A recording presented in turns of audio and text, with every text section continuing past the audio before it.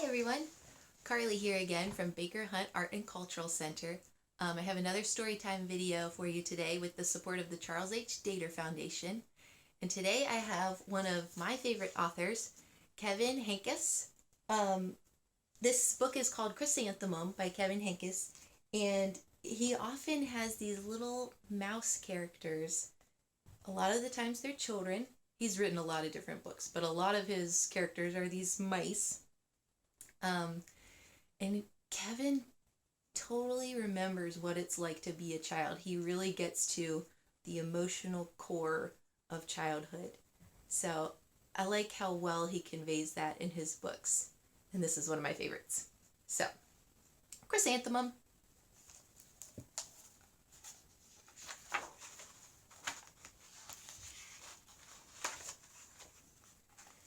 The day she was born was the happiest day in her parents' lives. "She's perfect," said her mother. "Absolutely," said her father. And she was. She was absolutely perfect.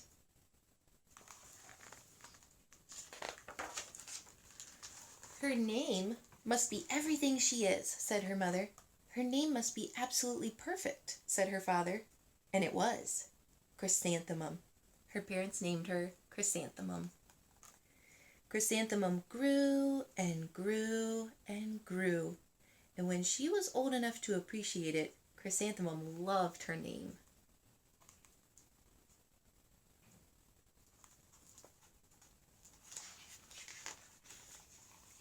She loved the way it sounded when her mother woke her up.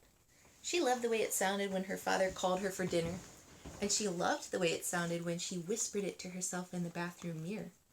Chrysanthemum, chrysanthemum, chrysanthemum.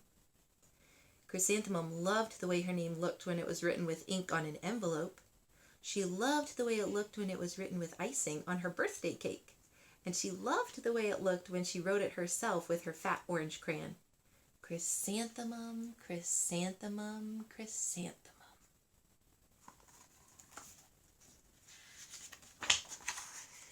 Chrysanthemum thought her name was absolutely perfect. And then she started school. On the first day, Chrysanthemum wore her sunniest dress and her brightest smile. She ran all the way to school. "Hooray," said Chrysanthemum. "School!" But when Mrs. Chudd took roll call, everyone giggled upon hearing Chrysanthemum's name. I don't know if you can see, but all of the kids' names are Dawn, Eve, Lois, Al. They're very short. Les, Kay, Max, Sue, Bill, Pat, Tom, Sam, Ken, Joe, Rita, Victoria, and Chrysanthemum. Even the teacher's name is short, Mrs. Chudd. "It's so long," said Joe. "It scarcely fits on your name tag," said Rita, pointing. "I'm named after my grandmother," said Victoria. "You're named after a flower." Chrysanthemum wilted. She did not think her name was absolutely perfect. She thought it was absolutely dreadful. The rest of the day was not much better. During nap time, Victoria raised her hand and informed Mrs. Chudd that Chrysanthemum's name was spelled with 13 letters. "That's exactly half as many letters as there are in the entire alphabet," Victoria explained. "Thank you for sharing that with us, Victoria," said Mrs. Chudd. "Now put your head down." "If I had a name like yours, I'd change it," Victoria said as the students lined up to go home. "I wish I could," thought Chrysanthemum miserably. "Welcome home," said her mother. "Welcome home," said her father. "School is no place for me," said Chrysanthemum. "My name is too long. It scarcely fits on my name tag, and I'm named after a flower." "Oh, pish," said her mother. "Your name is beautiful." "And precious and priceless and fascinating and winsome," said her father. "It's everything you are," said her mother. "Absolutely perfect," said her father. Chrysanthemum felt much better after her favorite dinner, macaroni and cheese with ketchup, and an evening filled with hugs and kisses and parcheesi. That night, Chrysanthemum dreamed that her name was Jane. It was an extremely pleasant dream.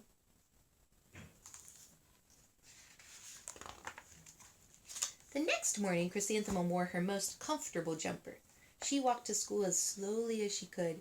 She dragged her feet in the dirt. Chrysanthemum, chrysanthemum, chrysanthemum, she wrote. She even looks like a flower, said Victoria, as Chrysanthemum entered the playground. Let's pick her, said Rita, pointing. Let's smell her, said Joe. Chrysanthemum wilted. She did not think her name was absolutely perfect. She thought it was absolutely dreadful. The rest of the day was not much better. During nap time, Victoria raised her hand and said, "A chrysanthemum is a flower. It lives in a garden with worms and other dirty things." "Thank you for sharing that with us, Victoria," said Mrs. Chudd. "Now put your head down."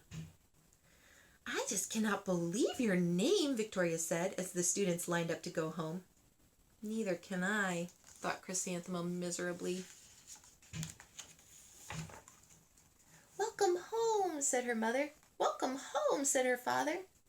"School is no place for me," said Chrysanthemum. "They said I even look like a flower. They pretended to pick me and smell me." "Oh, pish," said her mother. "They're just jealous."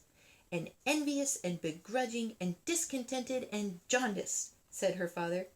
"Who wouldn't be jealous of a name like yours?" said her mother. "After all, it's absolutely perfect," said her father. Chrysanthemum felt a trifle better after her favorite dessert, chocolate cake with buttercream frosting, and another evening filled with hugs and kisses and parcheesi. That night, Chrysanthemum dreamed that she really was a chrysanthemum. She sprouted leaves and petals. Victoria picked her and plucked the leaves and petals one by one until there was nothing left but a scrawny stem. It was the worst nightmare of Chrysanthemum's life. Chrysanthemum wore her outfit with 7 pockets the next morning. She loaded the pockets with her most prized possessions and her good luck charms. Chrysanthemum took the longest route possible to school. She stopped and stared at each and every flower. "Chrysanthemum, chrysanthemum, chrysanthemum," the flowers seemed to say. That morning, the students were introduced to Mrs. Twinkle, the music teacher. Her voice was like something out of a dream, as was everything else about her. The students were speechless. They thought Mrs. Twinkle was an indescribable wonder. They went out of their way to make a nice impression. Mrs. Twinkle led the students in scales. Then she assigned roles for the class musical. Victoria was chosen as the dainty fairy queen.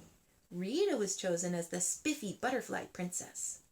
Joe was chosen as the all-important pixie messenger, and Chrysanthemum was chosen as a daisy.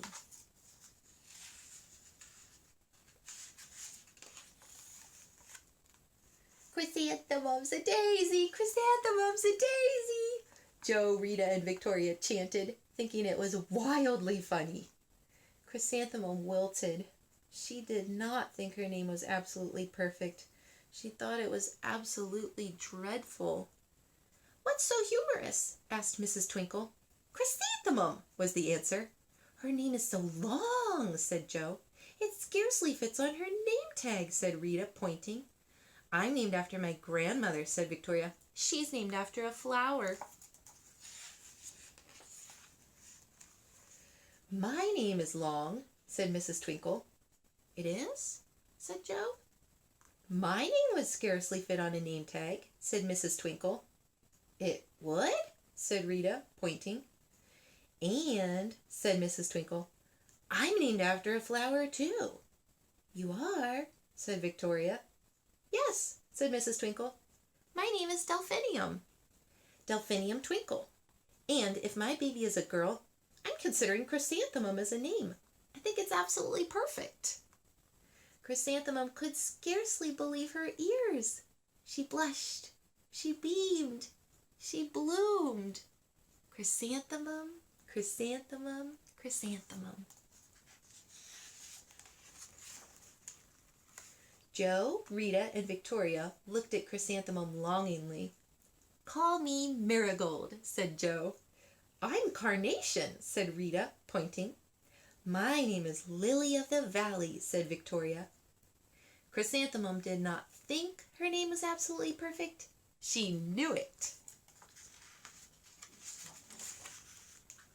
Epilogue.